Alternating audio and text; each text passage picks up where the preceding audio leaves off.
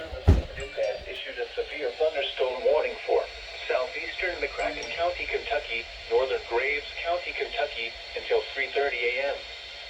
At 2:42 a.m., a severe thunderstorm was located 7 miles southeast of Lovelessville or 9 miles south of Lone Oak, moving northeast at 20 miles per hour. Expected hazards include 60 miles per hour wind gusts and nickel-size hail. This is a radar-indicated threat. The following impacts are expected. Expect damage to roofs, siding, and trees.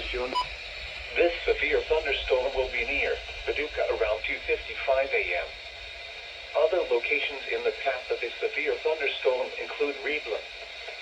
This includes Interstate 24 in Kentucky between mile markers 8 and 17. Repeating, a severe thunderstorm warning has been issued until 3:30 a.m. for the following counties in Kentucky: Graves and McCracken.